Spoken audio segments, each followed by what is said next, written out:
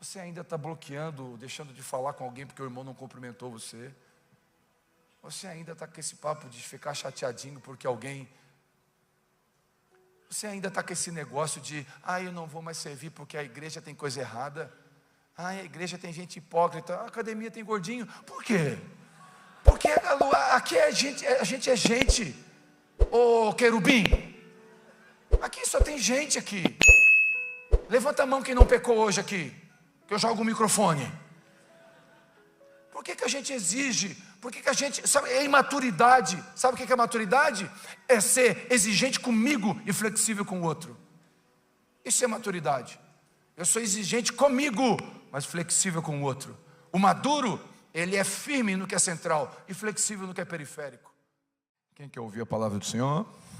Abra comigo, por favor, segunda carta de Paulo aos Coríntios, capítulo 13, versículo 11.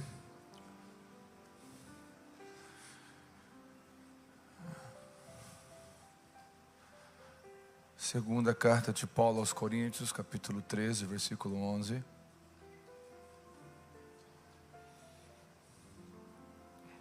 Diz assim: quem achou, diga amém. Quem não achou, diga raízes. Isso, não achou? Tudo isso? Muito raízes. Segunda-feira, viu?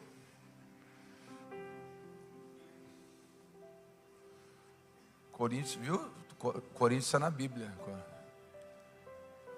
Palmeiras também, está lá em Cantares, né? Cantares fala, né? É das Palmeiras. Flamengo também, sabia? Livro de Juízes. O Vasco é o livro de Lamentações.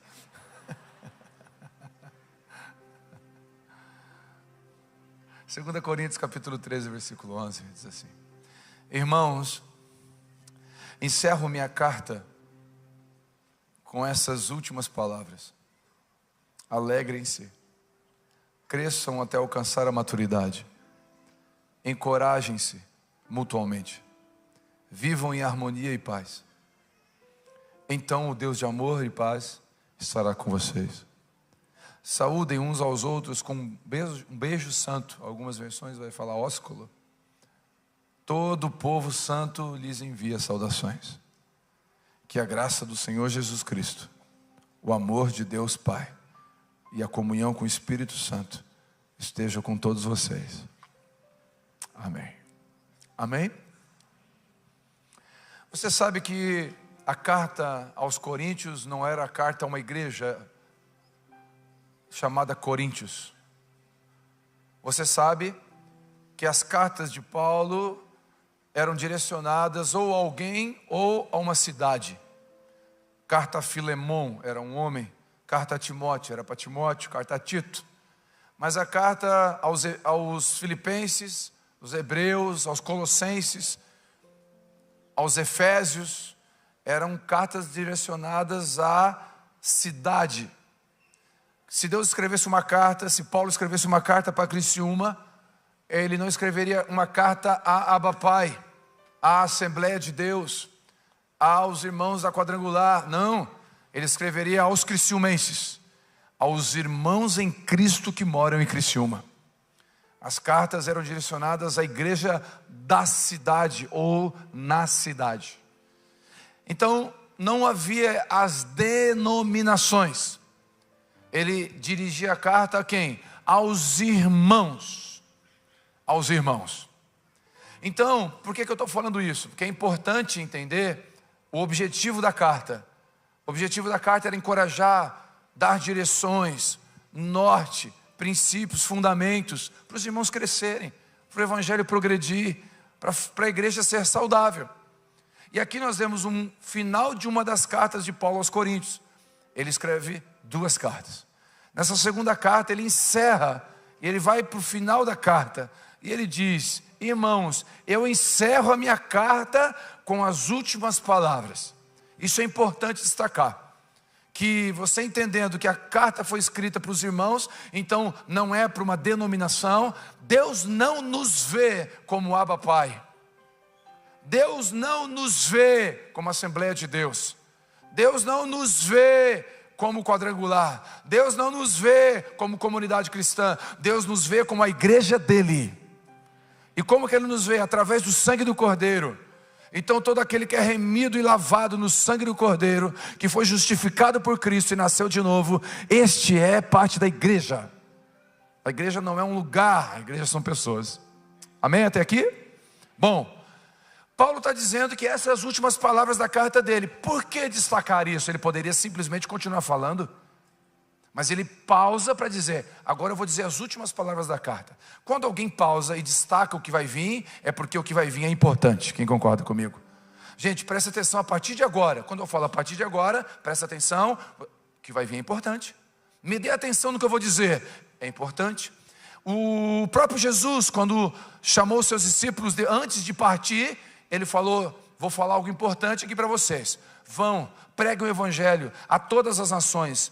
Façam discípulos de todas as nações, batizando-os, ensinando-os a guardar tudo que eu vos tenho ordenado, até que eu volte e eu vou estar com vocês. Espera aí, isso é importante ou não é? É tão importante que até hoje a igreja caminha nisso. Nós estamos aqui por quê? Vamos batizar pessoas por quê? Porque ele disse isso antes de subir. O destaque do final é importante. Ele destacou isso para nós antes de subir. É importante. Destacar, quando é destacado algo, isso se torna importante. Uma pessoa, talvez no leito de morte, quando vai se despedir da família, num momento tenso, difícil, importante, e aí a família se reúne ao redor dessa pessoa, e esse homem, talvez num momento de horas de vida ou dias, ele vai dirigir as últimas palavras para sua família. O que ele vai dizer? Olha gente, eu acho que o seguro do carro não está pago. Não, ele não vai falar isso. Ele não vai dizer, olha, eu acho que eu trabalhei pouco, eu devia ter trabalhado mais. Não, não vai falar isso. Naquelas últimas horas, esse homem talvez vai dizer para sua esposa, amor, eu te amo, sempre te amei. Não esquece disso. Vocês vêem nos filmes, né? Quando as pessoas estão falando das suas últimas palavras, avisa a minha esposa que eu a amo. Lá no filme de guerra, quando alguém escreve um bilhete, eu estou morrendo, mas leva esse bilhete. As últimas palavras. Talvez esse homem vai dizer, amor, cuida dos nossos filhos, por favor. Cuida deles para nós. Eu estou indo, mas você fica. Se fosse eu acrescentaria, não casa com ninguém. É um adendo meu, eu botaria essa frase no final. Pensa alguém usando o meu carro, meu Deus o livre, deitando na minha cama, está amarrado, repreendido em nome de Jesus, queimado no fogo. Mas as últimas palavras são importantes. Quem concorda comigo?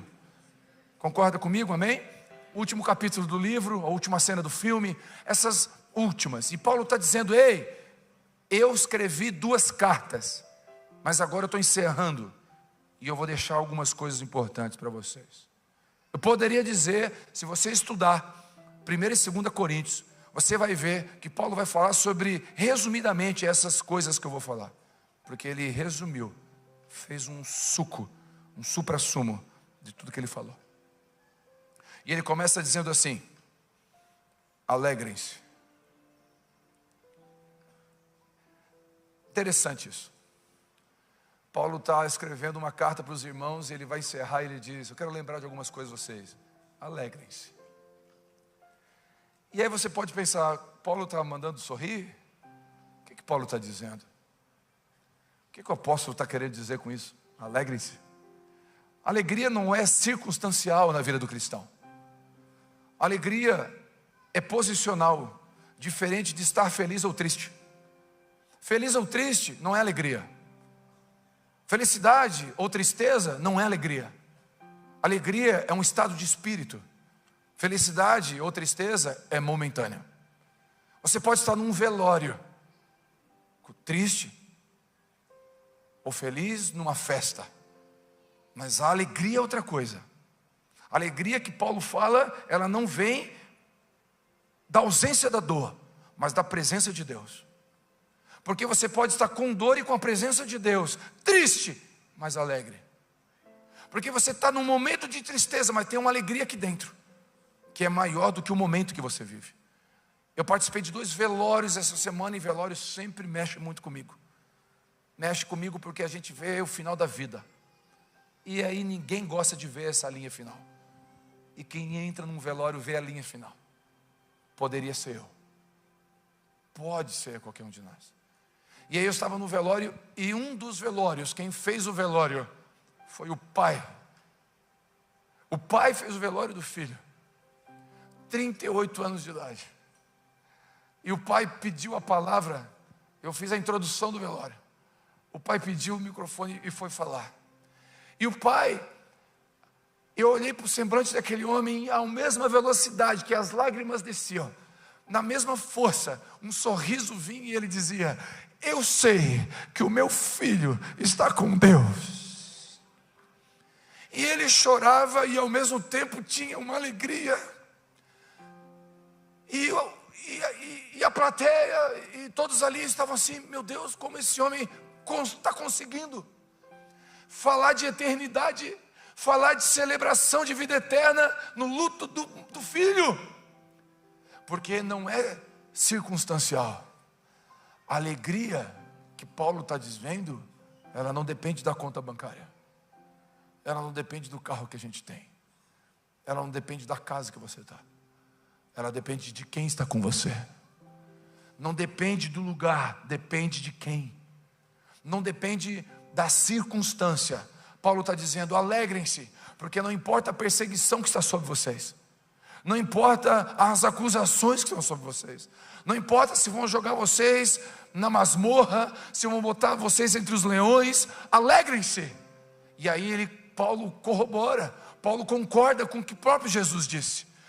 Os discípulos vieram correndo para Jesus, dizendo: Jesus, não é por nada não, Jesus, a gente está muito feliz. Por quê? Rapaz, a gente fala, sai, o demônio sai. A gente ora, o curado levanta, o cego enxerga. Jesus, está acontecendo tanta coisa. E o texto diz que eles chegaram alegres. E de repente Jesus diz: eu vi Satanás cair do céu como um raio. Não alegre-se porque os demônios se submetem. Alegre-se porque o vosso nome está escrito no livro da vida. Jesus está dizendo que a circunstância de expulsar um demônio, de ser usado por Deus, não é o motivo principal da nossa alegria. Eu posso celebrar por isso. Quem gosta de ser usado por Deus, levanta a mão. Quem não levantou quer ser usado pelo diabo. Quem gosta de ser usado por Deus, levanta a mão. Então, que bênção ser usado por Deus. Mas Jesus está dizendo: ser usado é circunstancial, porque em algum momento eu não vou te usar, e a tua alegria não depende disso. Alegrai-vos, porque sendo usado ou não sendo usado, o teu nome está escrito no livro da eternidade. E posso te lembrar de uma coisa: nós estamos num culto de ceia. Não foi escrito a lápis, foi escrito com o sangue do Cordeiro. Ninguém apaga, ninguém tira o seu nome de lá. É uma alegria que independe da circunstância. Por isso que tem irmãos agora sem casa, sem família, sendo perseguidos, torturados no Oriente Médio, e tem um sorriso no rosto. E nós, na abundância de recurso, acordamos murmurando, porque a alegria é um estado de espírito, é uma compreensão de quem está com você. Quem entende? Alegria é uma virtude, alegria é um posicionamento. O próprio Jesus disse em Mateus 5,12: alegre-se, exultem, porque grande é a recompensa no céu. Não importa se estão perseguindo vocês, perseguindo os profetas antes, alegrem-se, porque a recompensa de vocês não é aqui, a recompensa de vocês é na eternidade. Eu queria lembrar você que a eternidade é uma realidade, e eu queria lembrar você de que nenhum de nós vai ficar para sempre. Nós vamos morrer, mas a nossa alegria maior é que o nosso nome está no livro da vida. A nossa certeza, o que nos dá esperança é a eternidade. Paulo está dizendo: eu preciso lembrar vocês de uma coisa. Eu corrigi vocês em 1 Coríntios. Eu falei do amor em 1 Coríntios capítulo 13. Eu falei dos problemas que vocês têm de pecado. Eu corrigi vocês o tempo todo. Eu falei tanta coisa até agora, mas eu quero lembrar vocês de uma coisa: alegrem-se. Tenham alegria. A alegria deve refletir nos ambientes que eu frequento. Um cristão carrancudo é um desserviço para o Evangelho. Um cristão de cara feia é lutar contra, é servir contra. um cristão batizado no vinagre. Tem crente que, meu Deus do céu, eu não sei qual é o Jesus que ele conhece. Que Jesus mais depressivo e angustiado é esse? Eu não sei, eu não consigo entender. Um irmão veio visitar a igreja, não foi aqui, visitou, ainda bem que não foi aqui. Veio visitar uma igreja, foi visitar a igreja, e ele chegou, ele tinha na parede assim, tinha os diáconos. Os diáconos, tudo sério assim na parede, perfiladinhos. Aqueles diáconos ficam parados, passa uma criança, ele pega o pescoço, vai para a mãe, vai para o kids. Sabe, aquele negócio, aquele diácono, a Bíblia diz: resistiu o diácono e fugirá de vós. O diácono lá, brabo. E aquele visitante entrou, e aquele dia o pastor pregou sobre alegria. E aí o visitante chamou o pastor: deixa eu fazer uma pergunta, aqueles diáconos lá, eles têm o Jesus que você pregou? Tem, eles são crentes, eles estão alegres, eles estão tudo alegres. Então disse para eles avisar o rosto, porque o rosto deles não sabe, tudo carrancudo.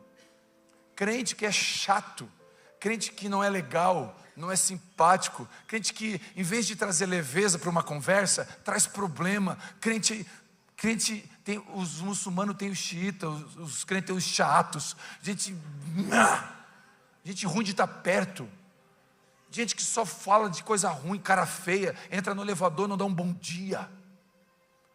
Sou crente em Jesus. Eu não quero esse Jesus aí. Eu gosto do The Chosen, Jesus dançando, lá, que coisa maravilhosa. Jesus era alegre. Amém? Não. Jesus era alegre. Ele não era irreverente, ele era alegre. Ele tinha alegria, amém ou não? A alegria do Senhor é a sua força, amém ou não? Jesus, eu vou provar para você que Jesus era legal. Ele não gostava dos religiosos, mas Jesus era legal. Vou provar para você. As crianças iam para Jesus. Criança não vai com gente chata. Criança gosta de tio chato. Na festa lá o tio chato, a criança não vai. Jesus bobear tinha bala no bolso, aquela soft, que ele engasgava, não engasgava. Aquilo não, Jesus não, soft não. Jesus era legal. Ele falou, as crianças foram chegar perto dele, e o que os discípulos disseram? Deixa vir as crianças, não impede não, deixa elas vir. Jesus era legal. Paulo está dizendo assim: vocês têm uma alegria eterna. Dá para botar um sorriso nesse rosto aí ou não? Dá para ser feliz, porque você é o povo mais feliz dessa terra. Você é o povo. Por que nós somos o povo mais feliz da terra, pastor? Porque nós temos o Deus, Rei dos Reis, Senhor dos Senhores, Criador do céu e da terra, e garantiu por excelência o seu Filho para mim e para você, e selou com o Espírito Santo, e vai vir buscar a gente. Nós temos razão para ser feliz. Nós temos razão para ser feliz. Então, bota um botox aí, dá uma esticada. Bota um botox gospel, dá uma esticada. Está muito travado. A Vivi fala que quando eu estou bravo, eu travo aqui, ó. Aí eu até dou sorriso, ó. A boca ri, mas aqui trava. Dá uma soltada. Você tem o Espírito Santo. Ei, deixa eu lembrar uma coisa. Você tem o Espírito Santo. Você tem a vida eterna. Você tem um Deus que não perde batalha. Ainda que você passe no vale da sombra da morte, lugar de tristeza, eu não temerei mal algum, porque a presença de Deus faz toda a diferença na minha vida. Alegrem-se. Segundo, eu encerro a minha carta dizendo: alegrem-se e cresçam até alcançar a maturidade. Fala comigo assim: maturidade. É um desejo de Paulo e é um desejo de Deus que a gente cresça. É um desejo de Deus que a gente cresça. Nós não podemos continuar na mesma maturidade por anos, no mesmo nível de crescimento. A maturidade e o crescimento têm que andar juntos. À medida que a gente cresce, vai ficando mais velho, a maturidade precisa nos acompanhar. E o apóstolo Paulo está dizendo: gente, amadureçam. E amadurecer, irmãos, é respeitar os processos e extrair dos processos tudo aquilo que Deus nos ensina. Maturidade precisa andar de mãos dadas com crescimento. Toda exposição exige um tipo de maturidade proporcional. A maturidade dá acesso a lugares, Paulo exortou os irmãos de Coríntios atrás. Ele está só repetindo o que ele disse. Lá em Coríntios capítulo 1, ele fala assim: irmãos, quando eu estive com vocês, eu não pude falar como pessoas espirituais, mas como alguém do mundo carnal, como crianças em Cristo. Tive que alimentá-los com leite. Eu não pude dar alimento sólido, pois vocês não estavam aptos para receber. Olha que interessante. Não é a comida que vem que me faz crescer, é o meu crescimento que determina a comida que vem. Guardadas as proporções, num exemplo bem simples, imagine eu pregando agora para um auditório de pré-escola, uma creche, com crianças de 3, 4 e 5 anos.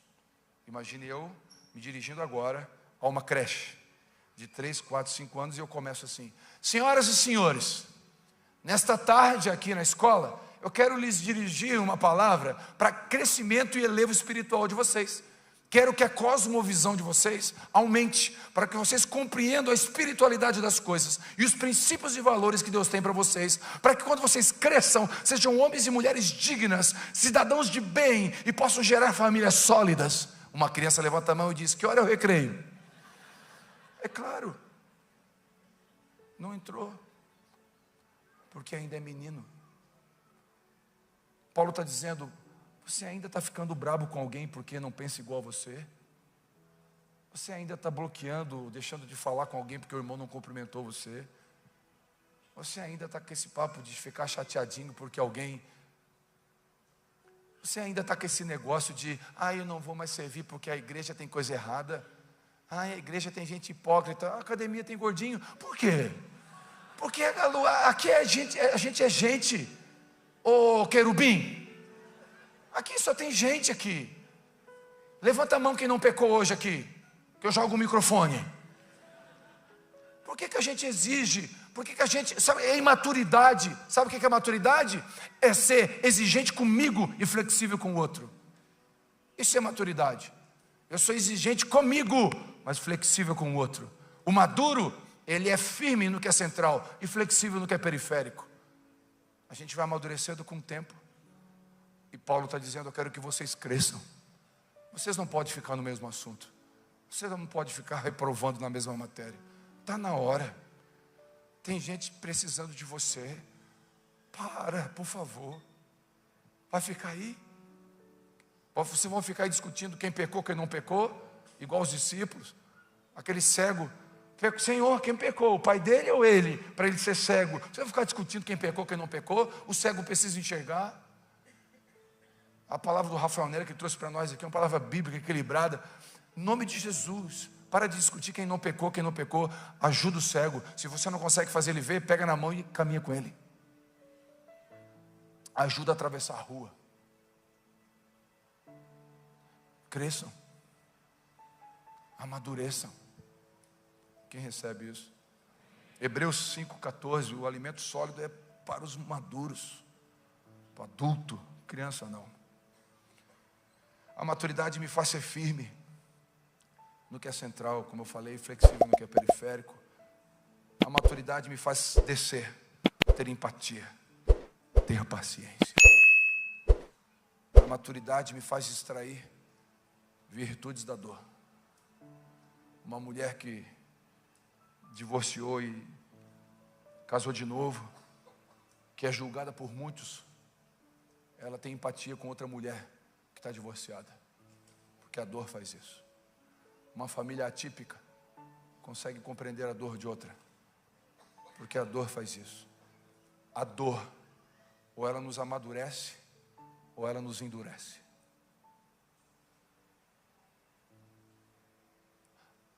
Eu já tive pessoas que moraram comigo, que foram extremamente ingratos, que morou na minha casa. E eu já tive a oportunidade de nunca mais botar ninguém na minha casa depois disso. Mas eu não deixei a ingratidão de alguém endurecer o meu coração. Porque Deus quer que eu amadureça. Sabe o que eu fiz? Coloquei outra pessoa na minha casa. Sabe por quê? Porque é uma decisão, crescer e amadurecer. É uma decisão. E é fácil a gente jogar pedra no outro sem saber a história do outro. A maturidade me leva a não apedrejar ninguém. A Bíblia diz que quando Jesus falou assim, ó, quem não tem pecado atira a primeira, a Bíblia fala do mais velho, olha que lindo isso, ao mais novo, um a um foram saindo. Por que foi os mais velhos primeiro? Porque quanto mais maduro a gente é, mais rápido larga a pedra.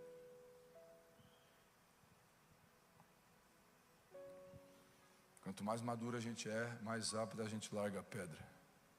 Quanto mais imaturo, mais pedra na mão. E Paulo está dizendo, gente, tudo bem, vocês eram meninos, jogavam pedra em todo mundo. Agora deu, né? Bora, pega a pedra e faz um altar. Pega a pedra e faz um montinho para o cara que é mais baixinho subir e assistir o jogo. Ajuda. Quem entende isso? Maturidade é responsabilidade.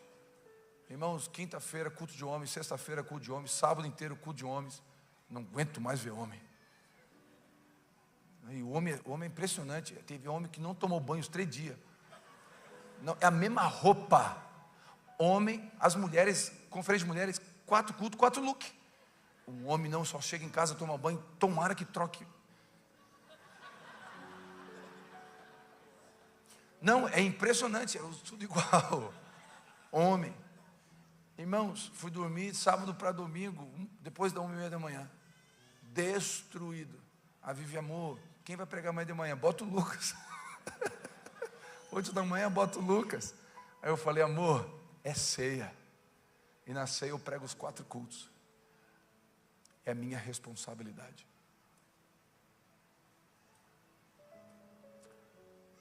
Eu não vou ficar transferindo responsabilidade. Quando Deus me tirar daqui e botar outro, eu vou ser fiel em outro lugar. Mas enquanto Deus me botar aqui, eu vou ser fiel com Deus botou na minha mão. A maturidade me faz assumir responsabilidade. Você congrega aqui, assume responsabilidades. Paulo está dizendo, para de sair desse lugar de consumidor. Amém?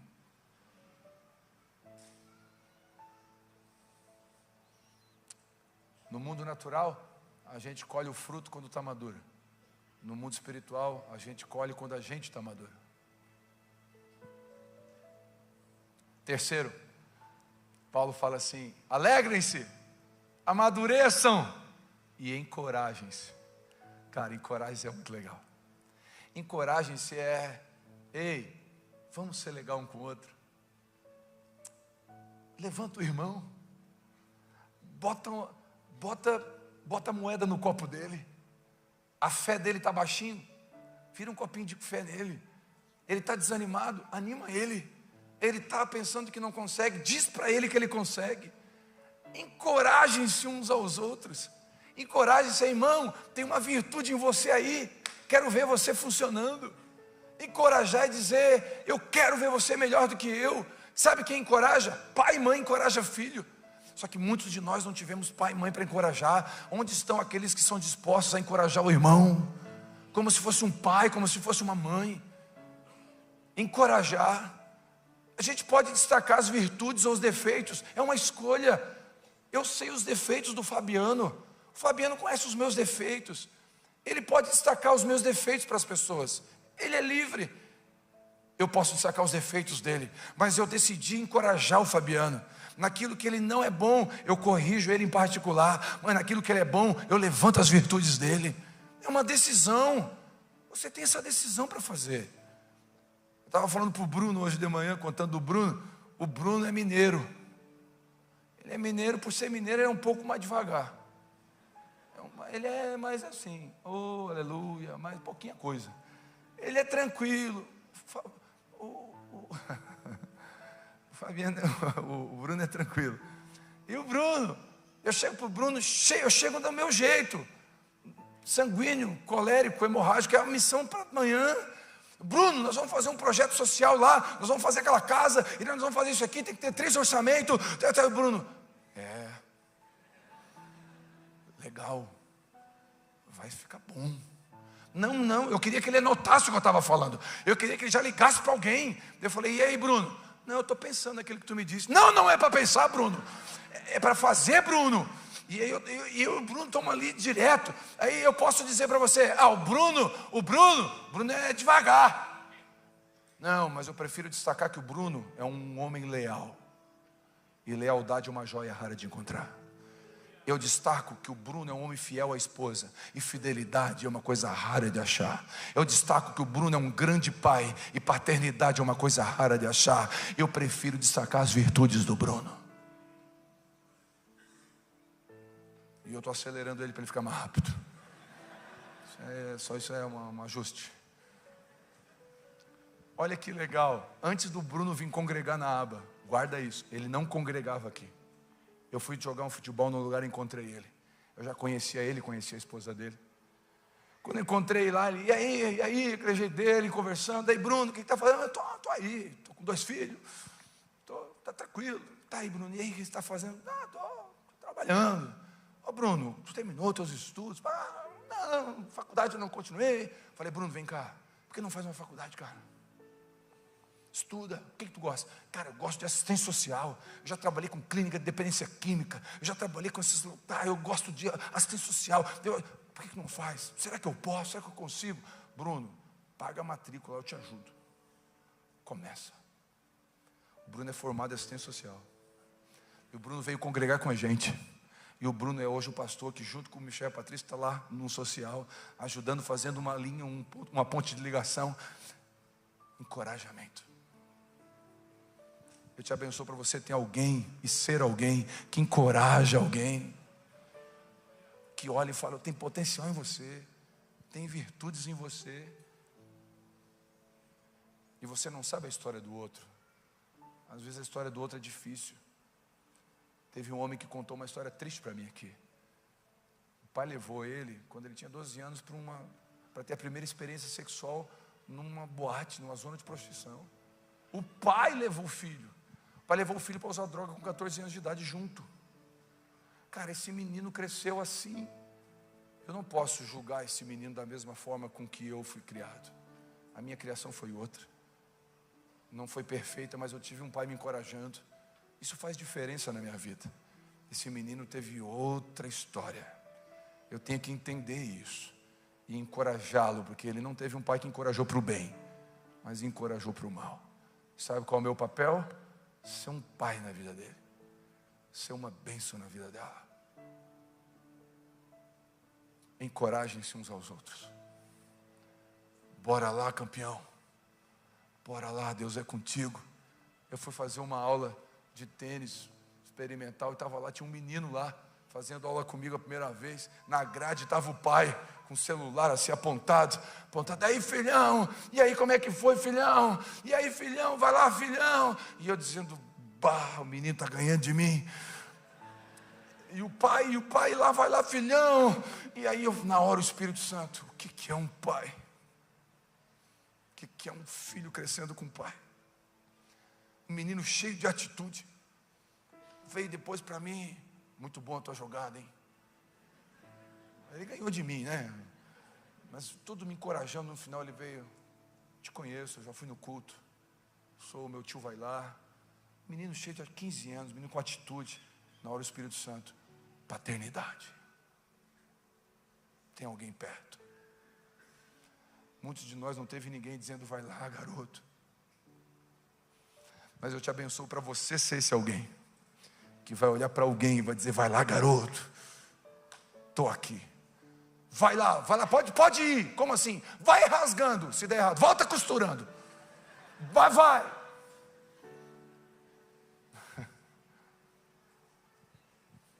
Estamos juntos? Encorajar é depositar fé, é elogiar a virtude, é corrigir em amor.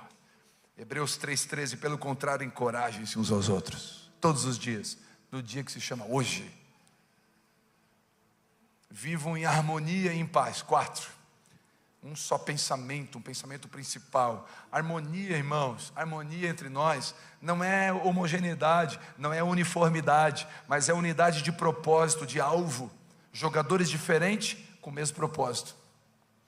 Então, na igreja A, é hinos da harpa. Na igreja B, é cantor cristão. Na igreja C, worship. Na igreja D, é reggae. Na igreja E, é rap. Na igreja outra, é rock and roll. Irmão, tem uma igreja lá em Belo Horizonte chamada Caverna de Adulão. É só curva de rio. Os caras com cabelo dread, largador, os caras chegam lá, é rock and roll, meu irmão. Distorção na guitarra no limite. E tu fala, meu Deus, isso é adoração. Meu irmão, não importa o tipo de música, importa o Deus que é adorado. A pergunta é, quem está sendo adorado? Porque eu posso cantar, aqui adoro com as mãos, mas o coração está em outro lugar. Paulo está dizendo, vocês não são iguais, mas você pode ter harmonia entre vocês. Harmonia, vivam em harmonia. Vivam em paz. Viver em paz é um exercício constante, porque paz tem que ser mantida, se possível. Romanos 12, 17, façam o possível para ter paz com todos. Se possível, façam o possível. A pacificação é uma característica de filho de Deus. Lá no grupo do WhatsApp, você pacifica ou você causa. Entre os irmãos lá, as pessoas de diferente denominação do seu trabalho, você pacifica ou você causa. Você é um ponto de ligação ou um muro de separação? Quem é você? Quinto, saúdem com um beijo santo. O que Paulo está dizendo com isso, irmãos? Ele está dizendo que a gente deve mostrar carinho. Ei, escute. Paulo está dizendo que a gente deve mostrar carinho, afeto, olhar nos olhos, abraçar, sejam carinhosos. Romanos também diz 16, saúdem uns aos outros com beijo santo, com ósculo santo. Irmãos, deixa eu dizer uma coisa para você. Isso aqui é um assunto que é pouco falado na igreja, mas é importante. O que é o beijo santo? O beijo não é santo, santo é quem beija. Quem entende o que eu estou falando? A santidade não está no beijo, está em quem beija. Eu provo para você. Um beijo pode ter malícia ou não. Então, o que Paulo está dizendo? Entre vocês, irmãos, fala comigo, irmãos. Eu tenho a minha irmã que congrega aqui. Vocês acreditam? A minha irmã mais velha congrega aqui. Sabe o nome dela? Thelma. Eu tenho uma irmã mais velha. Com ela, minha ovelha, congrega aqui. Mas o nome dela é Thelma Martinello. Criatividade zero do meu pai.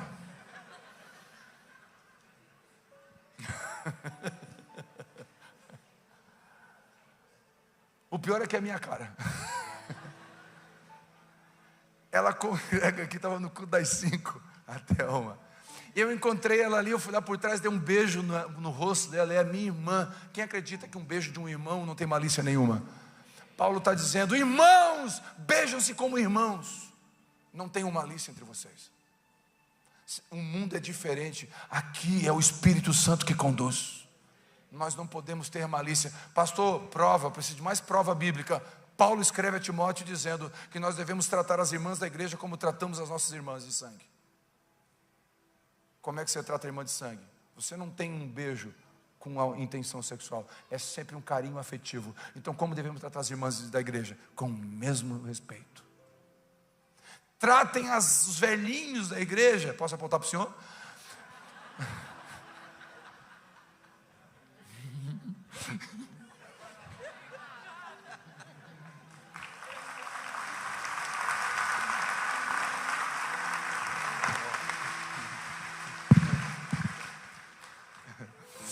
Tratem os velhinhos da igreja como trata o pai. Como que você trata o seu pai? Só trata mal o pai que é endemoniado. Porque se você tiver o Espírito Santo, você trata bem o seu pai. Então como é que a gente trata os velhinhos da igreja? Tem um senhor cadeirante que senta sempre naquele espacinho ali, ó. Esse dia ele estava triste, desanimado. É um senhorzinho, uns 88, quase 90 anos. Todas as vezes que eu passo ali, eu lembro do meu pai. Eu vou ali dar um beijo nele, um ósculo santo. Eu não consigo. Ai, mas homem beijando um homem. Esse espírito é do mundo. Aqui quem habita é o Espírito Santo nesse lugar. Eu posso dar um beijo nele, ele é meu irmão. Quem entende o que eu estou falando? É isso que Paulo está dizendo. Ele está se referindo a afeto. O apóstolo João vai dizer assim, ó: irmãos, eu queria estar com vocês, escrever uma carta, mas eu não vou escrever, eu vou esperar estar perto, porque eu quero olhar nos olhos de vocês. Pode fazer FaceTime, meu irmão, nada substitui um abraço. Sabia que o abraço é terapêutico? Tem clínicas de dependência química que usam o abraço para curar drogado. Só que a igreja está perdendo para o mundo. Paulo está dizendo: não deixa o mundo invadir vocês não. Tenham pureza. Tenham pureza. Pureza, trate o irmão como se fosse seu irmão de sangue. Eu posso dar um abraço e um beijo no meu irmão de sangue. Por que eu não posso dar um abraço e um beijo no meu irmão da igreja? Ele é meu irmão. Tem irmãs aqui da igreja, moças, que me chamam de pastor carinhosamente, como se fosse um pai para elas. Elas não tiveram nenhum pai. Eu encorajo, eu falo: olha, cresce, você vai casar bem. Elas me abraçam e falam: obrigado, meu pastor. Eu dou um beijo na testa, um beijo. Meu irmão, isso é igreja. Eu estou lá na porta recebendo os irmãos. Sabe o que nos falta? A pureza da criança. Eu não estou falando de inocência, estou falando de pureza. Quem entende o que eu estou falando? Porque um homem ou outro pode entre nós ter malícia, e tem que ter sabedoria aqui, e graça e prudência. Não é inocência, é pureza. As crianças vêm de lá, eu estou na porta, eles vêm correndo, quando eles me vêem no vidro, eles vêm, e tem uns que vêm tropicando, eles assim, eles não me abraçam, eles batem em mim, pá! Se eu não seguro, eu descobri porque eu tenho que ir para a academia. Irmão, quando eu estou na porta é 30 segundos. Só aqui, ó. E abraçando eles. E eles vêm, me abraçam, e já, irmão, menino, menina, criança, vem, me abraça, e eles não vêm pensando: será que o pastor me tocou? Não, porque eles são puros. Há uma pureza aqui.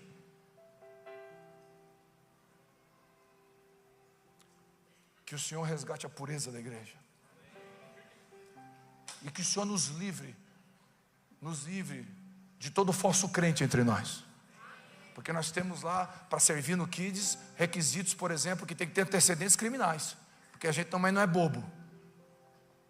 Amém?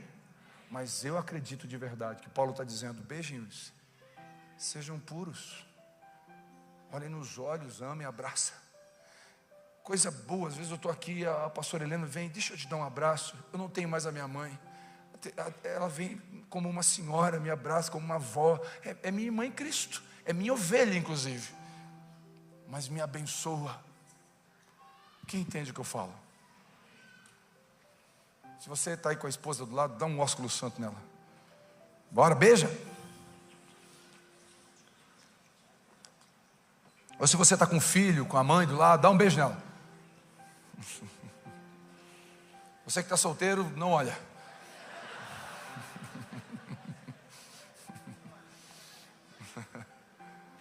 Fica clamando aí que no momento certo a vitória vai chegar. Quem recebe essa palavra? Sexto, todo o povo envia saudações para vocês. Quem que envia? O que povo é esse? É os irmãos em Cristo de outro lugar, de outra cidade. Vamos lá, é os irmãos da Assembleia, é os irmãos da Universal, é os irmãos da Igreja Católica. Ih, pastor, como assim? É sim. Ou será que eles são primo?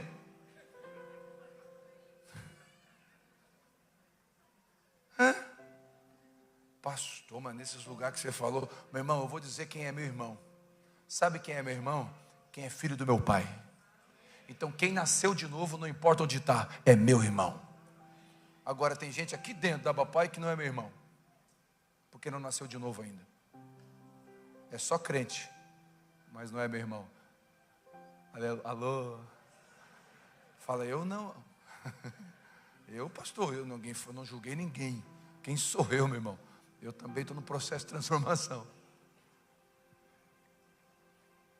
Sejamos gratos pelos irmãos que vieram antes de nós, que ainda que a gente pense em alguns aspectos diferentes.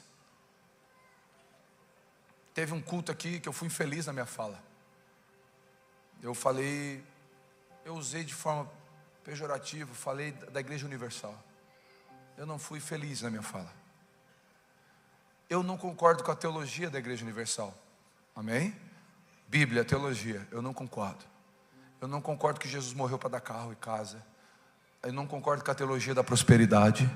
Eu não concordo com a teologia do triunfalismo. Posso ouvir um amém?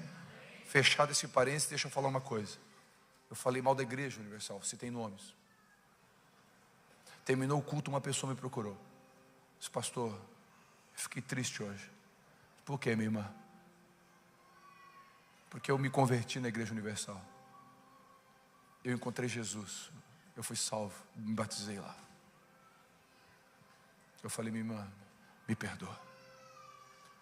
Eu não vou falar mais. E eu nunca mais falei. Sabe por quê? Porque o povo santo te manda saudação. Tem irmãos santos em vários lugares. E o nosso lugar não é atacar instituições ou pessoas. O nosso propósito é construir e apresentar o Evangelho. Obrigado, nós agradecemos aos irmãos do primeiro século, igrejas tradicionais, reformadas, missionários, tradutores da Bíblia. Deixa eu falar uma coisa para você. Eu não sei se a avó Undina está assistindo, mas ela assiste o culto. Quantos anos a avó Undina tem? 94 anos. Anos da Assembleia de Deus. A avó Undina, ela fala que enquanto eu estou pregando, ela está orando por mim. Ela não é da papai, mas ela é minha irmã. É o povo santo que envia saudações. Eu estou aqui pregando, ela está orando. E talvez Deus me use em algum momento, porque ela está intercedendo por mim.